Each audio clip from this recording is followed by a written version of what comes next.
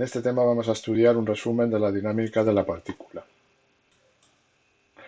Empezaremos viendo las leyes de Newton, continuaremos con la interacción gravitatoria, estudiaremos a continuación la interacción normal y el rozamiento, veremos cómo es la fuerza de un muelle y luego analizaremos la ley de la dinámica en un sistema de referencia no inercial.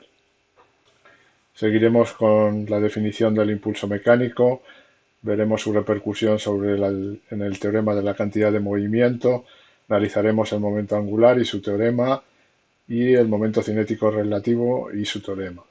Estudiaremos el movimiento bajo fuerzas centrales, el teorema de la energía cinética, veremos las condiciones que deben cumplir las fuerzas para ser conservativas, el teorema de la energía mecánica, la energía potencial elástica de un muelle, la energía potencial gravitatoria, el trabajo de una fuerza centrífuga con velocidad angular constante y estudiaremos dos ejemplos, en este caso el oscilador armónico simple y el péndulo simple.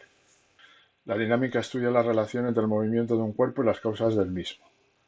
Cuando tenemos un sistema de referencia, en un sistema de referencia una partícula no sometida a ninguna fuerza y ésta tiene aceleración nula, dicho sistema de referencia es un sistema inercial. En un sistema de referencia inercial se verifica lo que se conoce como la primera ley de Newton. Toda partícula aislada permanece en reposo en movimiento rectilíneo uniforme en dicho sistema. En los sistemas de referencia inerciales se cumple la transformación de Galileo. Si un sistema de referencia es inercial, todo sistema en relación uniforme es inercial respecto de este. A continuación veremos la segunda ley de Newton. La segunda ley de Newton afirma que las fuerzas impresas sobre unas partículas modifican su cantidad de movimiento. Esa cantidad de movimiento se traduce en un cambio en la aceleración de la partícula. La tercera ley de Newton afirma que toda fuerza de acción ejercida sobre un cuerpo tiene siempre una fuerza de reacción, ejercida sobre el cuerpo causante de la acción, igual pero de sentido opuesto. Aquí en la figura tenemos cómo en el contacto tenemos dos fuerzas, una sobre un cuerpo y la otra sobre el cuerpo, que son iguales y de sentido opuesto. La tercera ley de Newton tiene un principio débil que afirma que las fuerzas son iguales y de sentido opuesto, y un principio fuerte que afirma que las fuerzas están contenidas en la misma recta, es decir, que son colineales. La ley de gravitación universal de Newton afirma que dos masas se atraen entre sí con una fuerza que es directamente proporcional al producto de las masas e inversamente proporcional al cuadrado de la distancia que las separa. En el campo gravitatorio se puede definir una magnitud que depende únicamente de cómo deforman las masas el entorno. Esa magnitud es lo que se conoce con el nombre de campo. El campo se propaga a una velocidad finita. Viene determinado por esta expresión cuando tenemos un conjunto de masas. La fuerza que aparece sobre una masa colocada dentro del campo es el producto de la masa por el valor del campo en esa posición. El caso del campo gravitatorio terrestre para una masa que está sobre su superficie, ese campo se puede suponer constante y de valor igual al producto de la masa por la gravedad. Cuando tenemos un conjunto o una partícula sometida a una limitación en su movimiento, se dice que está sometida a una ligadura. Esa ligadura quita un grado de libertad en su movimiento. Cuando aparecen ligaduras, introducimos fuerzas de ligadura, que son las que se encargan de impedir el movimiento en alguna dirección. Las leyes de rozamiento imponen que, en el caso del rozamiento estático, la fuerza de rozamiento no debe superar el valor del coeficiente de rozamiento estático por la normal en el apoyo. Y cuando tenemos un rozamiento dinámico, el valor del rozamiento dinámico es el coeficiente de rozamiento por la normal. Esa fuerza de rozamiento se opone a la velocidad de contacto entre los dos cuerpos. La fuerza de un muelle es una fuerza que verifica lo que se conoce con el nombre de ley de Hooke. La fuerza es proporcional a la deformación. La ecuación diferencial de la fuerza de un muelle es la ecuación del movimiento oscilatorio armónico simple.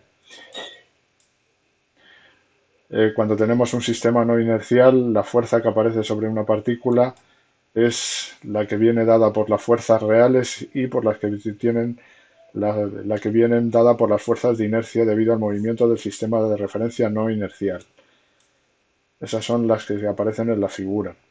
Dentro de esas fuerzas de inercia tenemos la fuerza centrífuga. Esa fuerza centrífuga es una fuerza que depende de la distancia al eje de giro de la partícula y va multiplicada por la velocidad angular al cuadrado. El teorema de la cantidad de movimiento afirma que el impulso mecánico de una fuerza es igual al incremento de la cantidad de movimiento.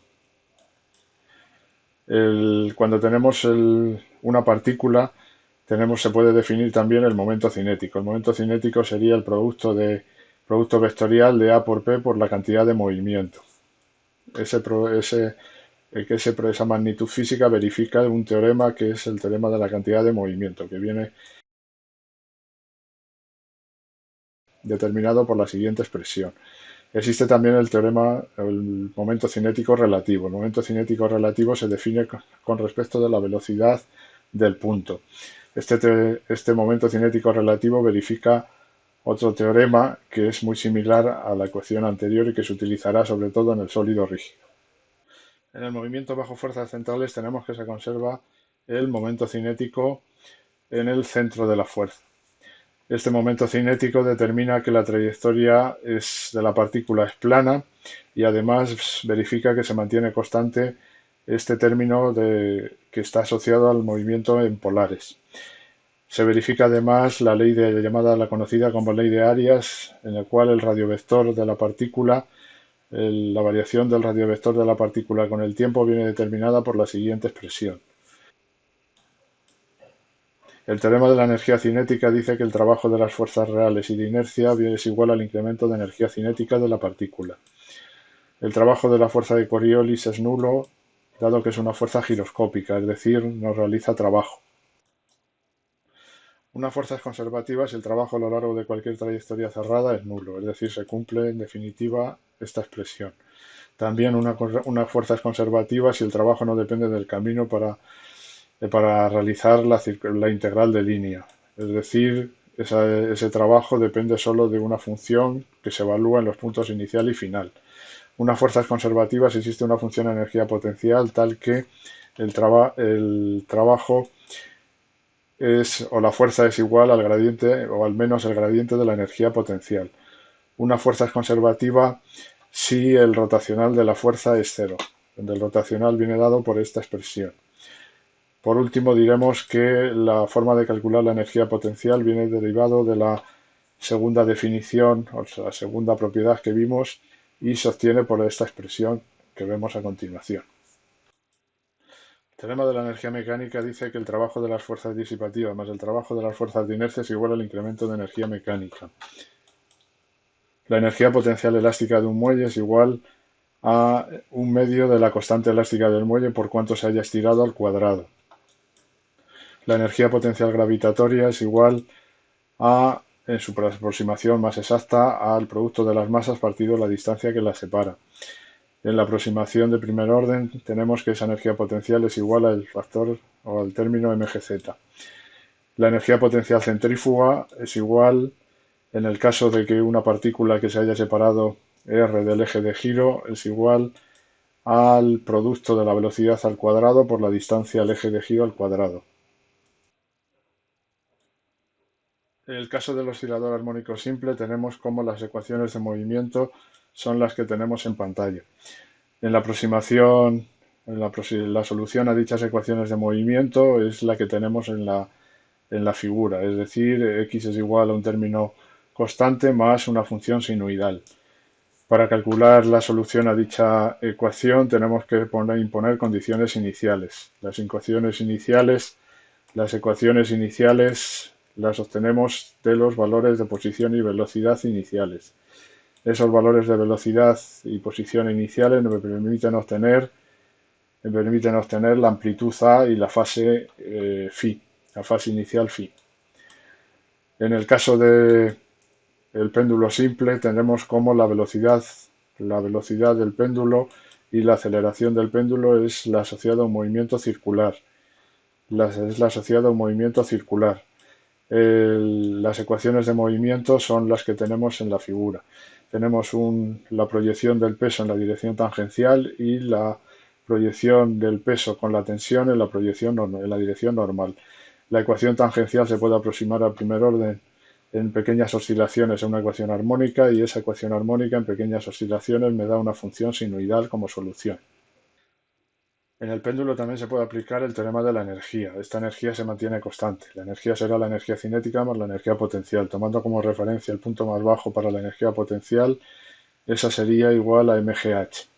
Esta mgh sería igual, se puede calcular en función de la posición del angular del péndulo. Vendría dada por la siguiente expresión. Finalmente acabamos definiendo la percusión. Una percusión es un impulso mecánico producido por una fuerza instantánea. Esa percusión produce un cambio en la cantidad de movimiento y produce también un cambio en el momento cinético.